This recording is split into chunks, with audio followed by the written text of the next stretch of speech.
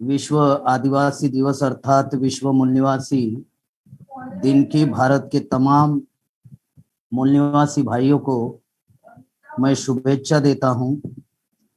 और साथ ही जो आज हम लोगों ने जो ट्विटर ट्रेंड चलाया था, आज ट्विटर ट्रेंडिंग में आप लोगों ने लाया और सेकंड नंबर पर हमारा आज का ट्विटर ट्रेंड रहा। और संगठित रूप से जो ट्विटर ट्रेंड में आप लोगों ने प्रतिसाद दिया, भारत के तमाम मूल निवासी भाइयों को मैं शुभेच्छा दे रहा हूं।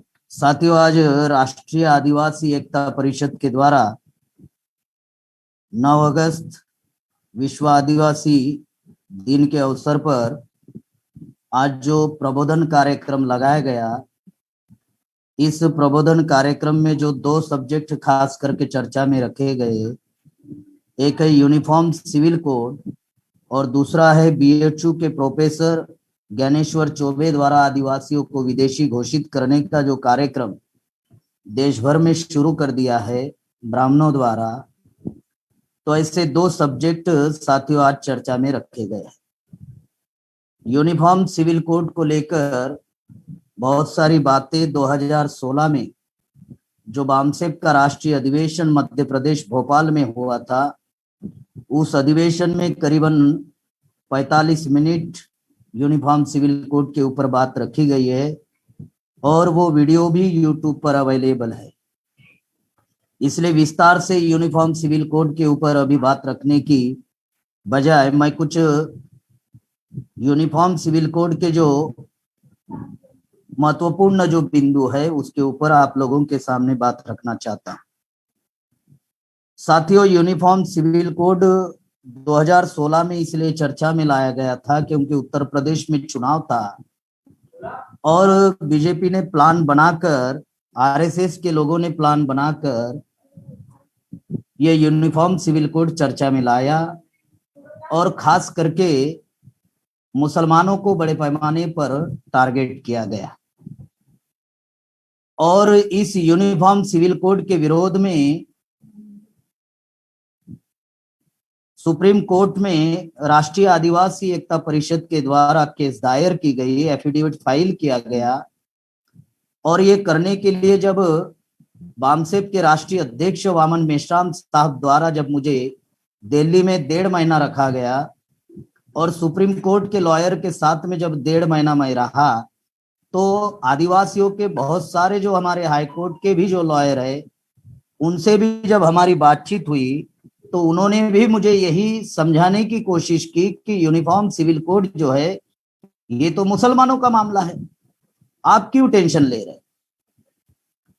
तो तब हम लोगों के ध्यान में ये बात आई कि यूनिफॉर्म सिविल कोड अगर हमारे समाज के अगर वकीलों को अगर सही तरीके से उसका इंटरप्रेट करते अगर नहीं आ रहा है या समझ में नहीं आ रहा है, तो निश्चित रूप से जो हमारी जो समाज की भोली भाली जो जनता है, अडानी अशिक्षित जो जनता है, फिर उस जनता को यूनिफॉर्म सिविल कोड का तो कुछ भी जानकारी नहीं हो सकती है। इसीलिए हम लोगों ने वामन मेश्राम साहब से जब रिक्वेस्ट की तो इस सब्जेक्ट को फिर राष्ट्रीय स्तर पर चर्चा में लाया गया। साथियों, ब्राह्मण ये चर्चा करता है यूनिफॉर्म सिविल कोड को लेकर कि ये यूनिफॉर्म सिविल कोड अगर आएगा तो समानता आएगी। ये यूनिफॉर्म सिविल कोड धर्मनिरपेक्ष से जुड़ा हुआ मामला है और यूनिफॉर्म सिविल कोड आजादी से जुड़ा हुआ मामला है। खास करके जो आरएसएस के लोग हैं, बीजेपी के लोग हैं, ये 3 मुद्दों को लेकर खास करके बड़े पैमाने पर चर्चा करते हैं: समानता, धर्मनिरपेक्ष, आजादी। अब जो ब्राह्मण का जो चरित्र है, ब्राह्मण का जो कैरेक्टर है, हजारों सालों से ब्राह्मण इस देश का हुक्मरान बना हुआ है। वो 2 चीजों से, 2 षड्यंत्रों से हुक्मरान बना हुआ है। वो 2 षड्यंत्र ये है, एक है विभाजन, दूसरा है अज्ञानता। विभाजन से हम लोग एससी एसटी ओबीसी माइनॉरिटी के लोग इकट्ठा नहीं हो पा रहे और अज्ञानता से ब्राह्मणों का षड्यंत्र समझ में नहीं आ रहा है। तो जो समानता की बात यूनिफॉर्म सिविल कोड में जो ब्राह्मण कर रहे हैं, तो ब्राह्मण और समानता का दूर दूर तक का संबंध नहीं। दूसरा, जो धर्मनिरपेक्ष की बात ब्राह्मण कर रहा है, तो धर्मनिरपेक्ष और ब्राह्मण दूर दूर तक संबंध नहीं। और जो आजादी की बात जो ब्राह्मण कह रहा है यूनिफॉर्म सिविल कोड में, तो ये हम लोगों को गुलाम बनाने का षड्यंत्र है, बल्कि समाज को आजाद कराने का मामला है नहीं। साथियों, इसके लिए वो खास करके दो बातों का खास करके प्रचार करते हैं। एक आर्टिकल 370 को लेकर जो जम्मू कश्मीर से जुड़ी हुई है, और एक ट्रिपल तलाक को लेकर। तो आज ही मुझे एक बहुत हमारे समाज के बहुत विद्वान व्यक्ति है, उन्होंने मुझे फोन किया और यूनिफॉर्म सिविल कोड को लेकर उन्होंने कहा कि जो आप लोगों ने सब्जेक्ट लगाया है वो सब्जेक्ट गलत है। तो मैंने उनको कहा कि सब्जेक्ट किस प्रकार से गलत है? तो उन्होंने मुझे ये बात बताई कि आर्टिकल 370 का बंदोबस्त किया, ट्रिपल तलाक का बंदोबस्त किया। तो मैंने उनको एक सिंपल सवाल पूछा, उनका नाम लेना उचित नहीं है, समाज के बहुत जाने माने व्यक्ति है। तो उनको मैंने एक सिंपल सवाल पूछा कि आर्टिकल 370 के बारे में आप क्या जानते हैं? तो उन्होंने मुझे बहुत सारी बातें बताई। मैंने उनको सिर्फ एक ही बात बताई कि आर्टिकल 370 मतलब जम्मू कश्मीर में बाहरी व्यक्ति जमीन नहीं खरीद सकता। फिर मैंने उनको दूसरी बात समझाई कि अगर आर्टिकल 370 अगर ये कहती है तो फिर पांचवी अनुसूची क्या कहती है? तो पांचवी अनुसूची ये कहती है कि गैर आदिवासी आदिवासियों की जमीन नहीं खरीद सकता। तो जब ये बात उनको मैंने समझाई कि यूनिफॉर्म सिविल कोड अगर लागू होगा तो अनुसूची 5 की धारा 5(2) का जो है उल्लंघन होगा, और जो आदिवासियों की जमीन आज पहले ही धरण प्रकल्प के नाम पर, नदी प्रकल्प के नाम पर, नेशनल कॉरिडोर के नाम पर, अलग अलग प्रोजेक्ट के नाम पर आज जमीन खरीदी जा रही है, तो कल अगर यूनिफॉर्म सिविल कोड अगर लागू होगा तो शायद 5वीं अनुसूची जो है वो प्रभावित होगी और उसका प्रभाव भी शून्य हो जाएगा। और ये सारा मामला, तो उनको जब ये बात हम लोगों ने समझाई तो ये किस्सा मैं इसलिए आप लोगों को, पूरे देश भर के आदिवासियों को ये बात समझा रहा हूं कि ये जो प्रोपेगेंडा कर रहे हैं आर्टिकल 370 और ट्रिपल तलाक को लेकर, तो ये प्रोपेगेंडा इनका एक षड्यंत्र है। यूनिफॉर्म सिविल कोड ये कोई एक कौम का मामला नहीं है, ना कि मुसलमानों का मामला है, ना किसी जाति का मामला है, बल्कि यूनिफॉर्म सिविल कोड अगर लागू होगा तो साथियों आदिवासियों का कस्टमरी लॉ खत्म होगा। अब कस्टमरी लॉ का मामला क्या है? कस्टमरी लॉ का मतलब है कि संविधान में जो हम लोगों को अधिकार मिले वो अधिकार ही कस्टमरी लॉ के बदौलत मिले। जो आदिवासियों की कला, सभ्यता, संस्कृति, रूढ़ी, परंपरा जो है, जो हजारों सालों से जो चलती आई है, वो है कस्टमरी लॉ। अब ये यूनिफॉर्म सिविल कोड से नेशनल इंटीग्रिटी खतरे में आ चुकी है। अगर यूनिफॉर्म अगर सिविल कोड लागू होगा तो साथियों, कस्टमरी लॉ का मतलब क्या है? तो जब आर्टिकल 342 आदिवासियों के लिए जब बनाई गई तो बाबा साहब अंबेडकर ने खास करके आर्टिकल 342 की व्याख्या की। नंबर 1 कि जो एजुकेशनली बैकवर्ड, नंबर 2 जो सोशली बैकवर्ड, नंबर 3 जिनमें ट्राइबल ट्रेड के गुण है, जिनमें डिस्ट्रिक्ट कल्चर है, जिनमें टेरिटोरियल पोजीशन है, मतलब हजारों सालों से जिनका जमीनी के ऊपर मालकियत अधिकार है, उनको आदिवासी कहा गया, उनको शेड्यूल ट्राइब कहा गया, उनकी एक अनुसूची बनाई गई। और जो आदिवासियों के जो गण है, एक्चुअली आदिवासियों में जाति नहीं है, आदिवासियों में टोटम है। अब गोंड जो है ये टोटम है, भील जो है ये टोटम है, भिलाला जो है ये टोटम है। तो ये जो टोटम है, उन टोटम को ब्राह्मणों ने जाति में कन्वर्ट किया, क्योंकि ब्राह्मणों का सबसे बड़ा हथियार है हमको गुलाम बनाने का, और वो सबसे बड़ा हथियार है जाति व्यवस्था। तो जाति में कन्वर्ट कर दिया। तो डॉक्टर बाबा साहब आम्बेडकर के सामने समस्या खड़ी हुई कि अगर सभी समाज, सभी अगर टोटम को, सभी जाति को अगर अधिकार देना है तो निश्चित रूप से उनको एक अनुसूची में लाना होगा। और लाने के लिए उन्होंने व्याख्या की और आर्टिकल 342 शेड्यूल ट्राइब के लिए बनाई। अब ये कस्टमरी लॉ जो हमारे है कि educationally backward, socially backward, tribal trade, district culture और टेरिटोरियल पोजीशन, ये कस्टमरी लॉ हमारे खत्म हो जाएंगे। अब आदिवासियों को शारदा एक्ट जो है 1958 का, वो शारदा एक्ट लागू नहीं है। आदिवासियों को मैरिज एक्ट 1955 का लागू नहीं है। आदिवासियों को हिंदू कोड बिल जो है 1956 का लागू नहीं है। और हाईकोर्ट और सुप्रीम कोर्ट के करीबन 16 जजमेंट है जिसमें यह कहा गया है कि आदिवासी हिंदू नहीं है। ये जो यूनिफॉर्म सिविल कोड जो लाने का जो मामला पूरे देश भर में ब्राह्मण जो कर रहा है, उसका कारण ये है कि ब्राह्मणों की संख्या भारत में 3.5% है और 3.5% ब्राह्मण जो है संख्या के आधार पर किसी भी ग्राम पंचायत का सदस्य नहीं बन सकता। आज वो देश का प्रधानमंत्री चुन रहा है, तो इसीलिए वो लोग यूनिफॉर्म सिविल कोड लाना चाहते ताकि यूनिफॉर्म सिविल कोड के द्वारा अल्पसंख्य ब्राह्मण बहुसंख्य बनाने का कार्यक्रम इस देश में वो लोग कर रहे हैं। ये बहुसंख्य बनाने का मामला है। इसीलिए यूनिफॉर्म सिविल कोड बाबा साहब आम्बेडकर जब जीवित थे तो बाबा साहब आम्बेडकर समर्थन में थे और बाबा Saheb Ambedkar uniform civil code लागू करना चाहते थे, उसका ड्राफ्ट बनाना चाहते थे, तब ब्राह्मणों ने विरोध किया। अब बाबा साहब आम्बेडकर जीवित नहीं है।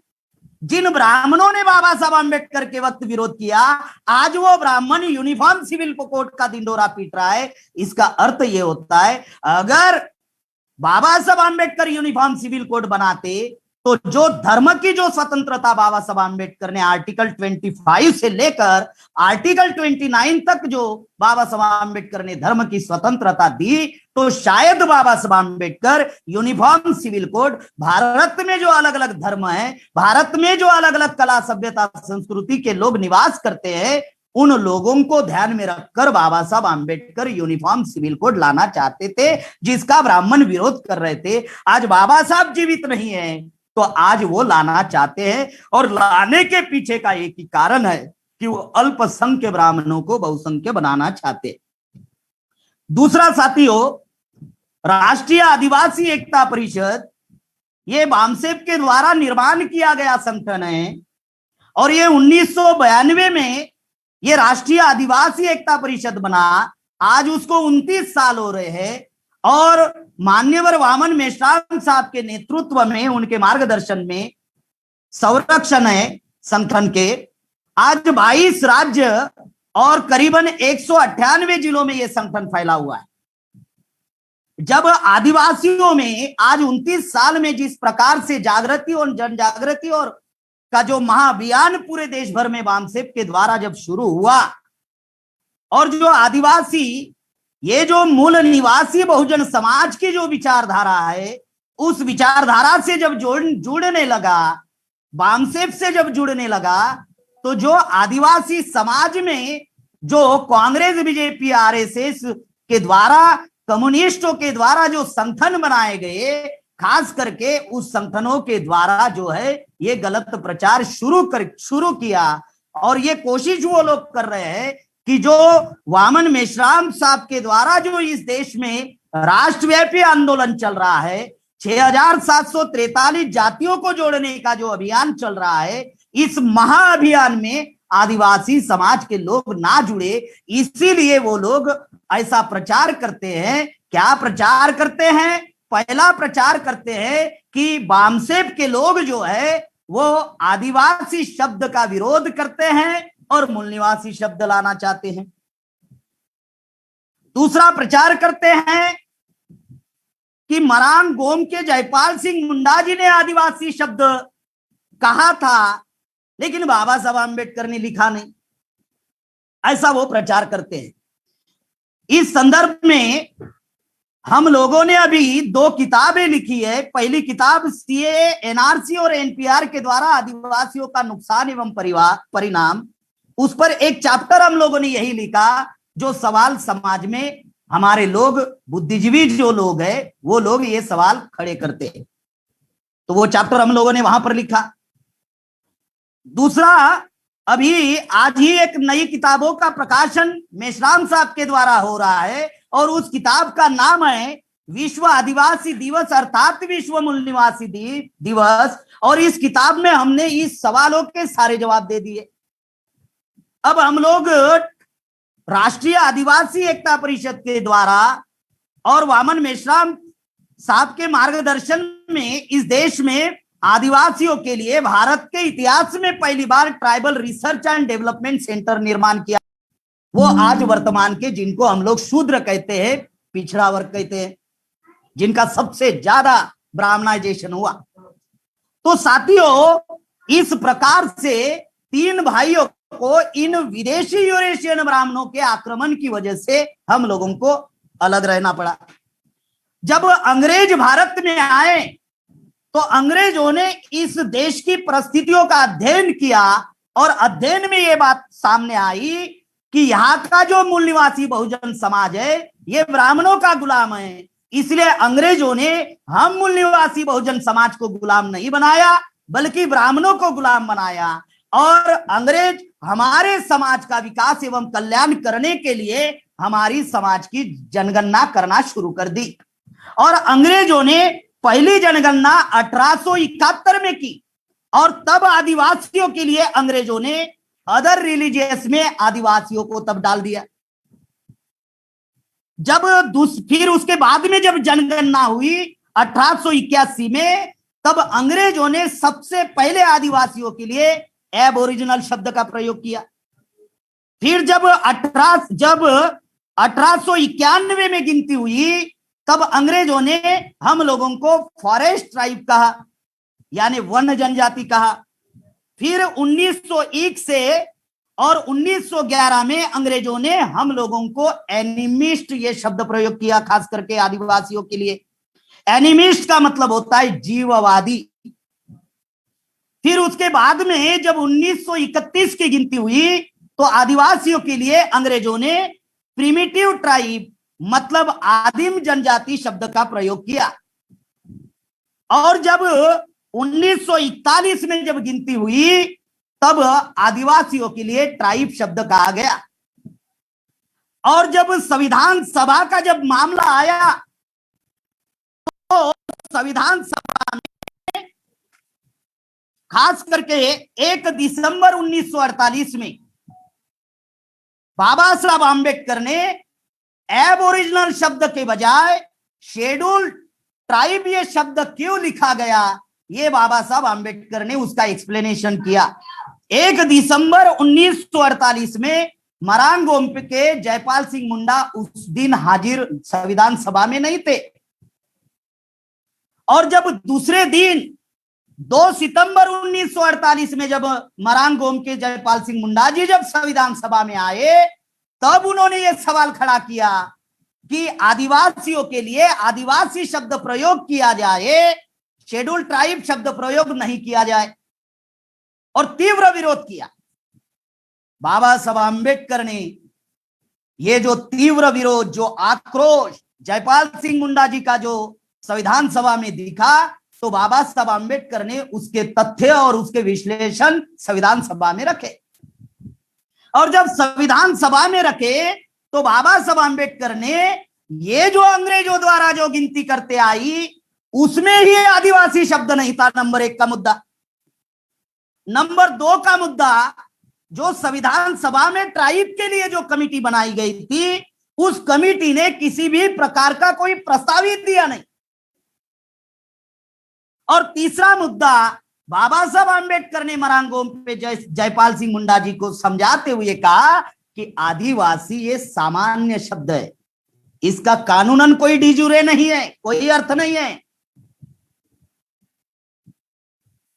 और जब ये सारी बातें बाबा साहब आंबेडकर ने जब संविधान सभा में 2 दिसंबर 1948 में समझाई और ये सारा वृत्तांत constitutionally debates and discussion volume number 2 में ये सारा वृत्तांत लिखा हुआ है। हमारे समाज के जो पढ़े लिखे जो लोग हैं, एक तो सुनी सुनाई हुई बातें बोलते हैं और गलत सलत प्रचार करते रहते हैं, लेकिन जो तथ्य है वो पढ़ते ही नहीं। और जब ये बातें बाबा साहब आंबेडकर ने समझाई तो इन बातों से मरान गोम्प के जयपाल सिंह मुंडा सेटिस्फाइड हुए और उन्होंने एक शब्द भी नहीं कहा, सेटिस्फाइड हुए, कांग्रेचुलेशन किया। बस वो फोटो भी हम लोग ढूंढ रहे हैं कि कांग्रेचुलेशन करते वक्त अगर फोटो अवेलेबल है तो वो भी हम लोग छापने का प्रयास करेंगे। सेटिस्फाइड हुए।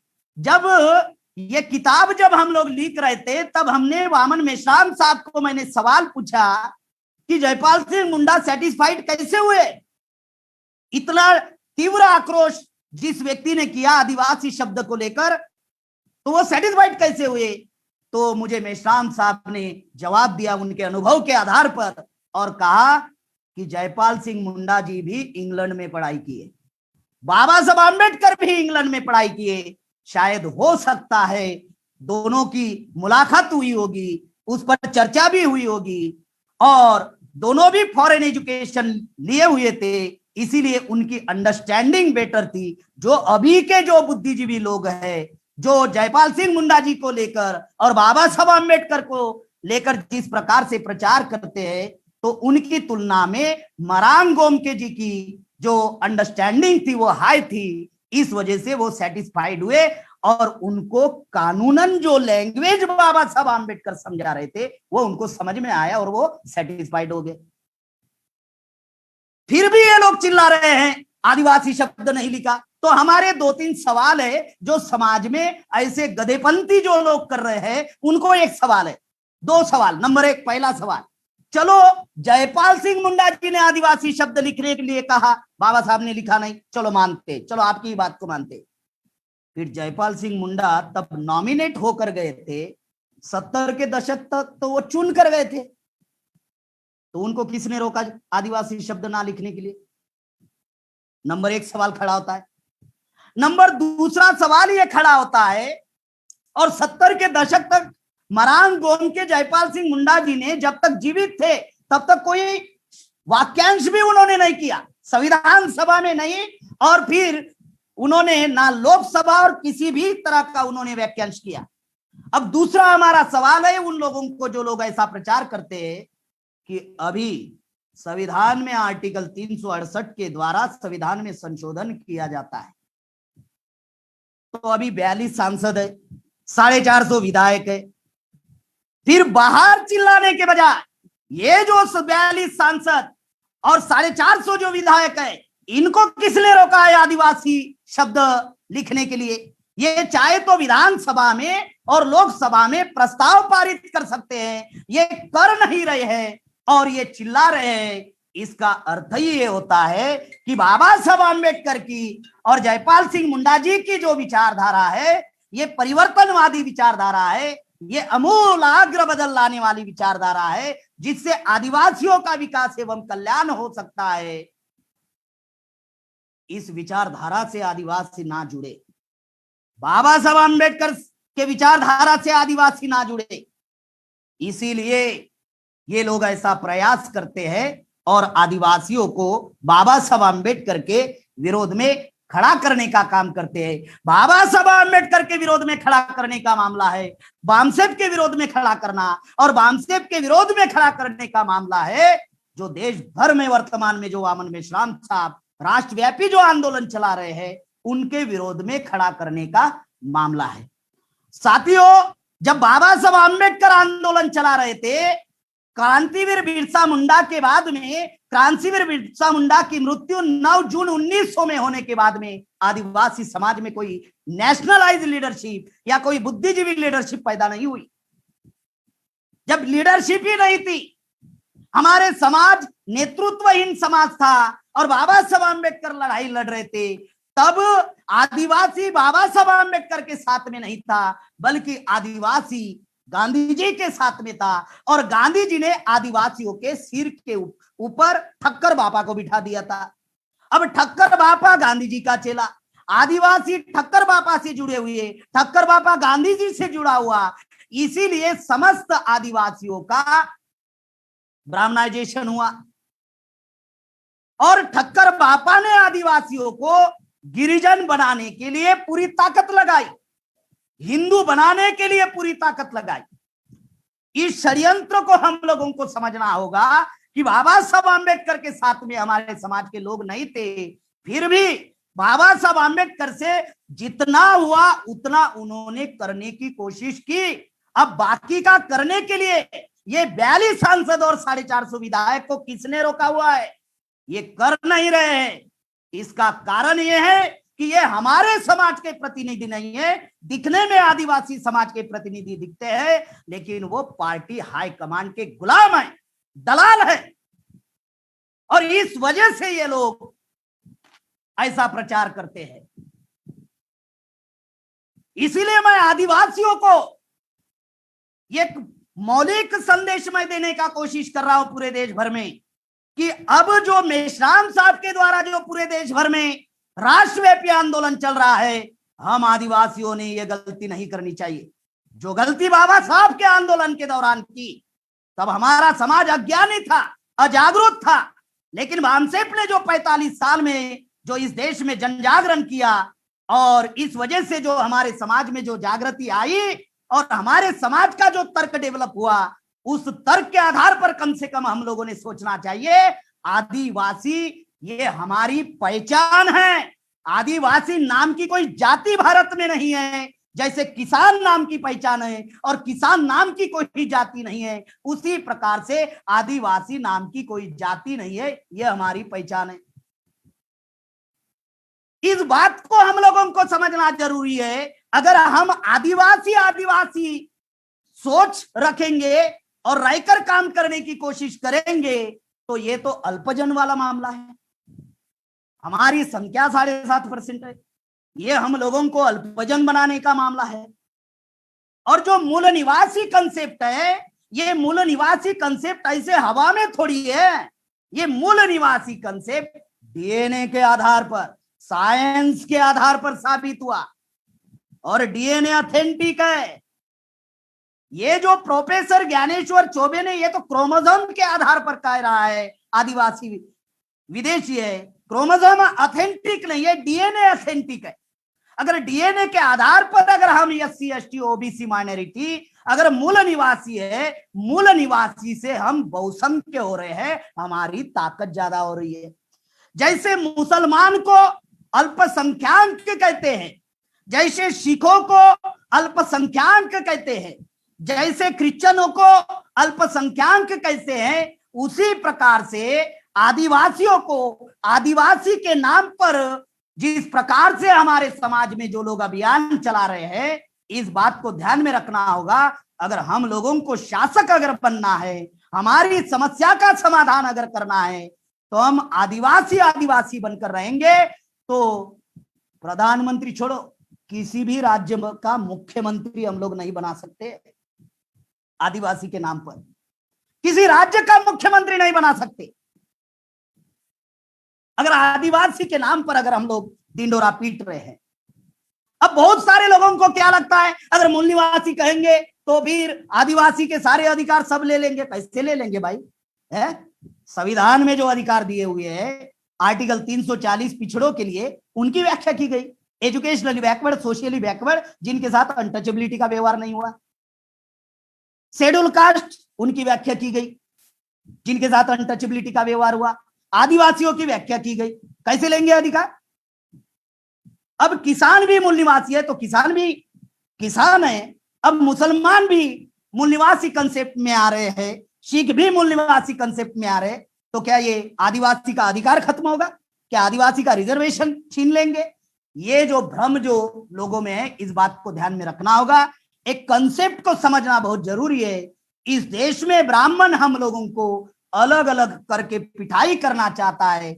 हमारी पहचान आदिवासी है, लेकिन हम लोगों को अगर हमारी समस्या का समाधान करना है तो एक लार्ज कंसेप्ट के साथ में हम लोगों को मैदान में उतारना होगा। और इसके लिए बामसेप जो है पूरे देश भर में ये काम कर रही है। साथियों, लास्ट में एक बात समझाते हुए मैं अपनी बात को यहीं पे समाप्त करूंगा। साथियों, अब जो मुद्दा है कि पहचान खत्म होने का, अब बहुत सारे लोग जो है हमारे विरोध में लिखते रहते हैं, मेश्राम साहब के विरोध में लिखते रहते हैं कि बामसेप के लोग मूल निवासी कंसेप्ट लाए हैं। अब आपको सारी डिटेल मैंने समझाई।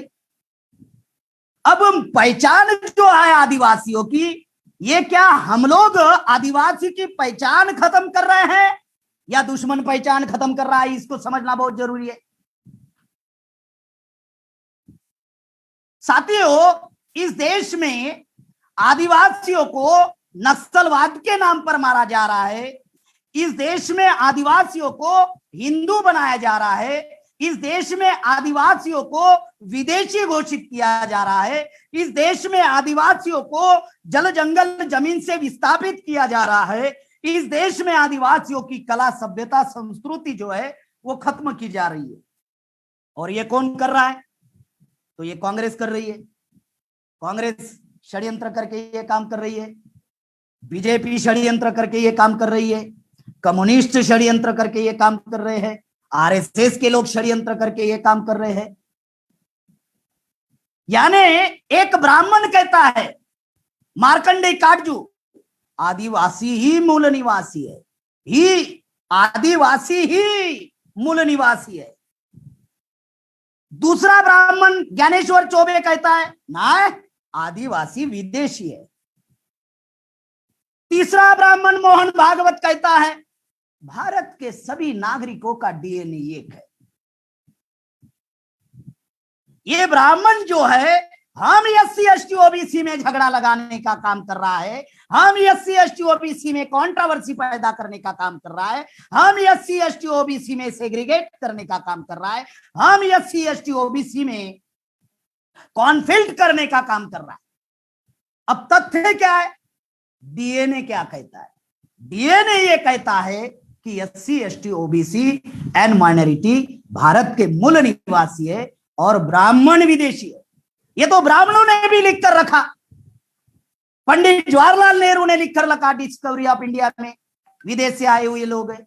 राहुल सांस्कृत्यायन ने वोल्गा टू गंगा में लिखा, राजीव दीक्षित ने लिखकर रखा, बाल गंगाधर तिलक ने लिखकर रखा, गुरु गोलवलकर ने लिखकर रखा, ये सारे ब्राह्मणों ने लिखकर रखा। और हमारे भी महापुरुषों ने कहा ब्राह्मण विदेशी है और डीएनए भी कहता है ब्राह्मण विदेशी है। तो इसलिए इस बात को ध्यान में रखना होगा, जब से ये सिद्ध हुआ कि ब्राह्मण विदेशी है और बामसेप के द्वारा जो पूरे देश भर में जो अभियान चला और 6 लाख गांव में ये मैसेज चला गया कि ब्राह्मण विदेशी है, तो इस बात को हम लोगों को ध्यान में रखना होगा कि हमारी जो पहचान है वो कांग्रेस बीजेपी आरएसएस के लोग खत्म कर रहे हैं। अब सवाल है वो क्यों खत्म करना चाहते हैं? वो इसलिए खत्म करना चाहते हैं कि आदिवासी जिस क्षेत्र में निवास करते हैं उस क्षेत्र में 90 प्रकार के धातु है, सोने है, चांदी है, हीरे है, जवाहर है, मोती है, ग्रेनाइट, मैग्नेट, प्रोटीनियम, यूरेनियम, बक्साइट, और इस धातु की कीमत 80,000 लाख करोड़। 2011 के गिनती के अनुसार भारत में आदिवासी 13 करोड़ 70 लाख थे, आज आदिवासी करीबन 15 करोड़ से ज्यादा है। और हम देश भर में ये कह रहे हैं कि ये धातु, ये पैसा अगर आदिवासियों में बांट दिया जाए तो भारत का पूंजीपति ये टाटा बिरला मफतलाल अंबानी नहीं होगा, तो इस देश का आदिवासी होगा।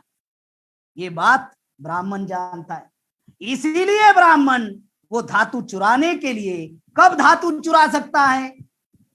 नंबर 1, आदिवासी आदिवासी रहेगा तो धातु नहीं चुरा सकता, तो उसकी पहचान खत्म करो।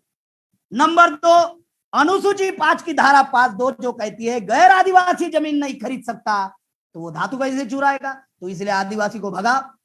और ये सुप्रीम कोर्ट ने आदेश दिया, आज 12 लाख आदिवासियों को बेदखल करने का आदेश दिया 13 फरवरी को, और 10-12 राज्य के राज्य सरकार को कहा खाली करो।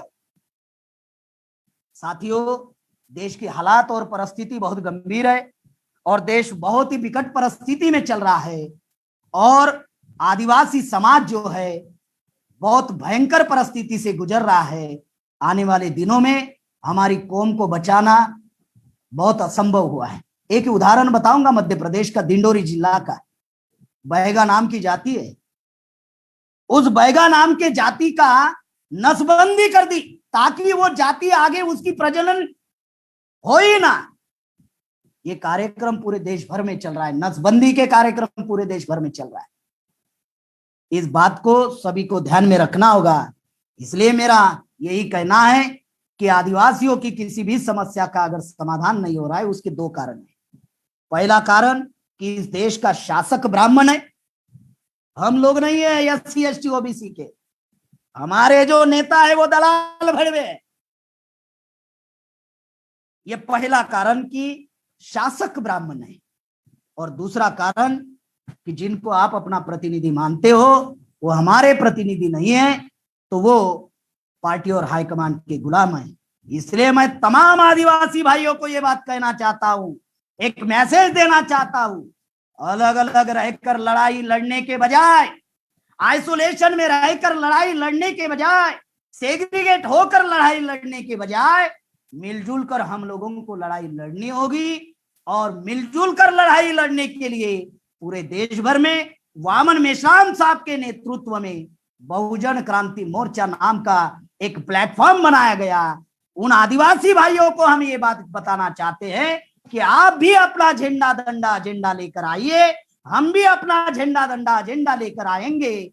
अब मिलजुल कर ये लड़ाई लड़नी होगी और मिलजुल कर लड़ाई लड़कर ही इस समस्या का समाधान होगा। हम आपस में लड़ाई लड़ने के बजाय, हम आपस में एक दूसरे का विरोध करने के बजाय, हम आपस में टकराना नहीं चाहते। मेश्राम साहब का एक मौलिक सिद्धांत है कि हम लिपटना चाहते हैं और ब्राह्मण को निपटना चाहते हैं। और हमारे लोग जो है अपने में ही झगड़े करने का काम करते रहते हैं। तो मैं उन आदिवासियों को कहता हूं कि मान्यवर वामन मेश्राम साहब के नेतृत्व में पूरे देश भर में आज राष्ट्रव्यापी जन आंदोलन की तैयारी शुरू हो चुकी है और ये कारवा जो है अभी 6 लाख गांव तक पहुंच रहा है। आप इस आंदोलन में आप लोग जुड़ेंगे और आज हम लोग संकल्प लेते हैं इस विश्व आदिवासी दिन के अवसर पर, विश्व मूल निवासी दिवस के अवसर पर, इस आंदोलन को हम लोग मजबूत करेंगे। इस आशा और विश्वास के साथ आपने मेरी बात ध्यान से सुनी, इसलिए सबका आभार, धन्यवाद। जय मूल निवासी, जय आदिवासी, जय जोहार।